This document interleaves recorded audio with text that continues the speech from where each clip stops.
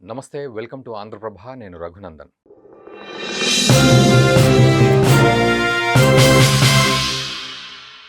China ఎప్పటినుంచో మొదలు పెట్టాలనుకుంటున్న ఒక అతిపెద్ద హైడ్రో పవర్ ప్రాజెక్ట్ బ్రహ్మపుత్ర నది మీద మొన్న శనివారమే మొదలుపెట్టేసింది. మనం దీనికి సంబంధించి ఎన్నో వార్తలు చూసాం. ఈ డ్యామ్ గనక వచ్చినట్లయితే భారత్‌కి చాలా ప్రమాదం అని ఒకటి, టిబెట్, బంగ్లాదేశ్ లాంటి ప్రాంతాలకు గూడా చాలా ప్రమాదమని, మరోవైపు ఇటువంటి భారీ ప్రాజెక్ట్ కట్టడం వల్ల భూమి తన యాక్సెస్‌ని గూడా కొన్ని ఫ్రాక్షన్స్‌లో కోల్పోయే పరిస్థితి ఉంది. ఎందుకంటే ఆ నీళ్లను ఆపడం వల్ల ఆ బరువు భూమి యొక్క ఈ గమనం మీద పడుతుంది అంటూ గూడా చాలా సందర్భాల్లో మనం దాని గురించి మాట్లాడాము. అయితే మొన్న శనివారమే చైనా స్టార్ట్ చేసింది ఈ డ్యామ్. భారత్ దీనికి సంబంధించి ఏం చేయాలి అనే ఉద్దేశంలో మాత్రం చైనాను నిలువరించలేకపోతోంది. ఎందుకంటే చైనా తన పని సాఫీగా జరగాలని, మరోవైపు ఇది అందరికీ గూడా ఉపయోగపడే డ్యామ్ అని, ఎలక్ట్రిసిటీ విషయంలో అద్భుతం క్రియేట్ చేస్తామని చెప్తూ, ఎవరికి ఎటువంటి నష్టం లేదని చెప్తూ అడుగులు వేస్తోంది. కానీ ఇందులో కొంత కాన్స్పైరసీ గూడా దాగి ఉంది. ఈరోజు మనం దాని మీద ఫోకస్ చేద్దాం. ఓకే, డ్యామ్ స్టార్ట్ చేసుకోవడం ఒక ఎత్తైతే, దానివల్ల భారత్ లాంటి దేశాలకు ఏం జరగబోతోంది ప్రాక్టికల్‌గా అనేది, ఎందుకంటే ఇప్పుడు ఆ సమయం వచ్చేసింది డ్యామ్ కడుతున్న సమయం కాబట్టి, అది ఎప్పటివరకు కంప్లీట్ అవుతోంది, తర్వాత భారత్‌కి ఎలాంటి లాభ నష్టాలు ఉంటాయనేది మనం మాట్లాడదాం. మనతో పాటు జూమ్‌లో అందుబాటులో ఉన్నారు రిటైర్డ్ కల్నల్ పరం గారు. పరం గారు నమస్తే అండి. Welcome to Andhra Prabha. యాహ్! నమస్కారం రఘు. సార్, మనం అంటే ఈ డ్యామ్ గురించి, అంటే నిజానికి ఈ డ్యామ్ గనక కన్‌స్ట్రక్షన్ కంప్లీట్ అయితే 'త్రీ గార్జెస్' డ్యామ్ కంటే గూడా అతిపెద్ద డ్యామ్‌గా ఇది అవతరిస్తుంది. సో, దీన్ని ఎట్లా, అంటే ఒకవేళ ఈ డ్యామ్ కంప్లీట్ అయ్యే విషయాన్ని ఏ విధంగా తీసుకోవాలి చైనా పరంగా ఆలోచిస్తే?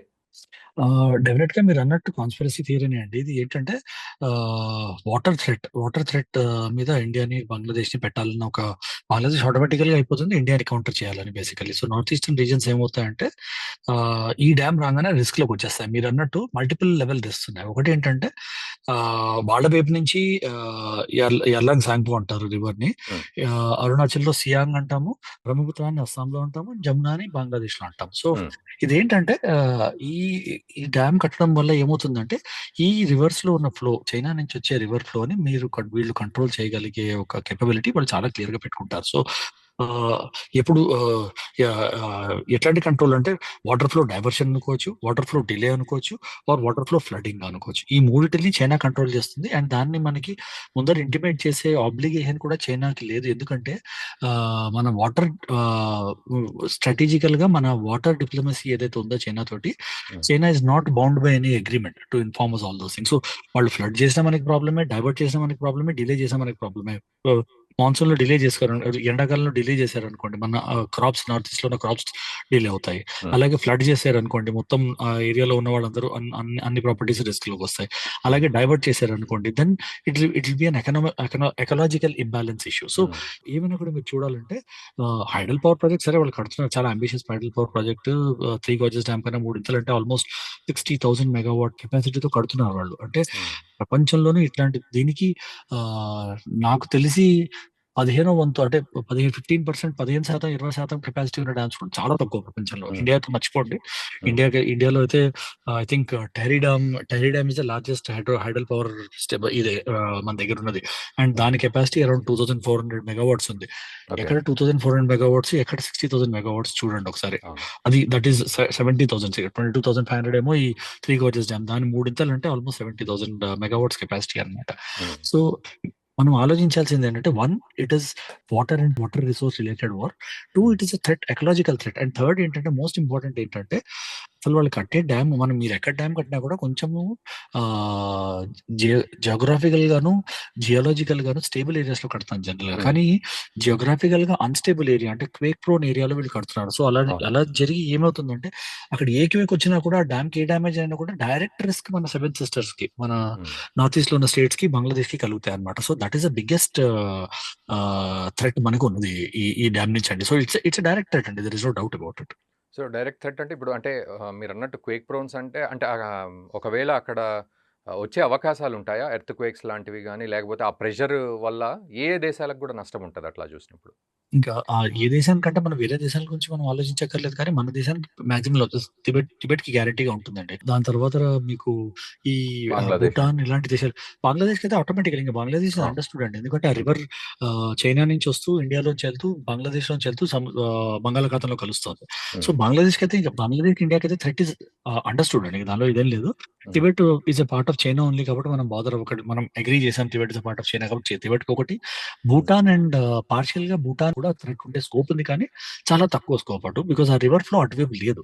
కానీ ఫ్లడ్డింగ్ చేసి వీళ్ళు డైవర్షన్ ఎటువైపు చేస్తారన్న దాన్ని బట్టి భూటాన్ మీద రిస్క్ ఉంటుందా? ఉండదా? అనేది మనం ఆ తర్వాత కన్సిడరేషన్‌లో వస్తుంది. వచ్చినా కూడా భూటాన్‌కి పెద్ద ఇష్యూ ఉండదు. That is one part. Hmm. Second part అంటే క్వేక్ ప్రోన్ జోన్ అంటే అక్కడ టెక్టోనిక్ ప్లేట్స్ అన్‌స్టేబుల్ అని ఇట్స్ ఎస్టాబ్లిష్డ్ ఫ్యాక్ట్ అండి. హ్మ్. Geographically established fact. అక్కడ టెక్టోనిక్ ప్లేట్స్ అన్‌స్టేబుల్ ఉంటాయి. ఎర్త్ మూవ్‌మెంట్ చాలా అవుతుంది. ఇంటర్నల్ మూవ్‌మెంట్ చాలా అవుతుంది. And that is the reason why it is a quake prone zone. ఎప్పుడైనా క్వేక్స్ రావచ్చు. ఏ ఇంటెన్సిటీలో వస్తాయనేది ఎర్త్ మ్యాంటిల్‌లోను, కోర్‌లోను జరిగే యాక్టివిటీ బట్టి. దాన్ని ఎగ్జాక్ట్‌గా ప్రెడిక్ట్ చేయడం ఎవరికీ కుదరదండి. సో, ఆహ్, క్వేక్ ప్రోన్ ఏరియాలో ఇంత అంబిషియస్, ఇంత హ్యూజ్ డ్యామ్ హ్మ్. కట్టడం అనేది అంటే స్ట్రక్చర్ ఎంత పెద్దదుంటే అంత ఇట్ ఈస్ దట్ వల్నరబుల్ అండి.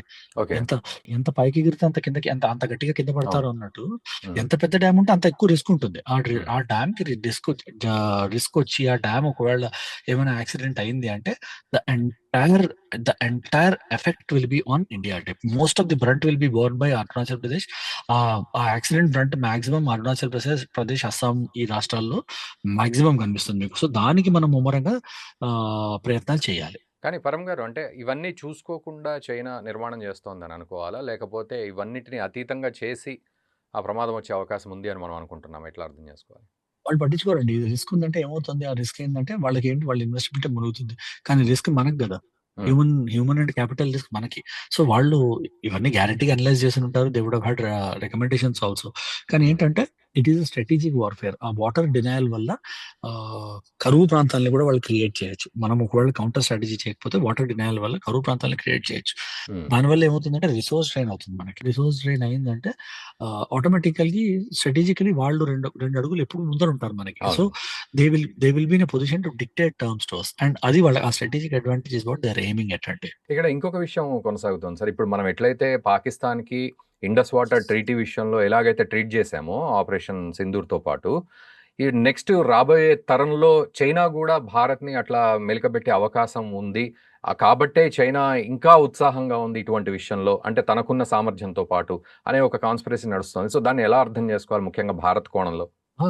చాలా క్లియర్‌గా అండి. అంటే వాళ్ళు చేయొచ్చు. ఒకవేళ మనం ఏమి యాక్షన్ తీసుకోకుండా సైలెంట్‌గా కూర్చొని వాళ్ళు కట్టరులే, మనకి రిస్క్ లేదులే అని మనం ఇదివరకు ఇండియా నమ్మినట్టు హ్మ్. వాళ్ళని నమ్మామంటే గ్యారంటీగా మనకి రిస్క్ ఉంటుందండి. అందుకే ఇట్ ఇస్ ఇంపార్టెంట్ మనము వి హావ్ టు అంటే చైనా ఈస్ ఒకటేంటంటే స్ట్రాటజిక్‌గా మీరు ఆలోచించాల్సిందంటే China is not bound by any international water treaties or hmm. Water agreement. So, హ్మ్.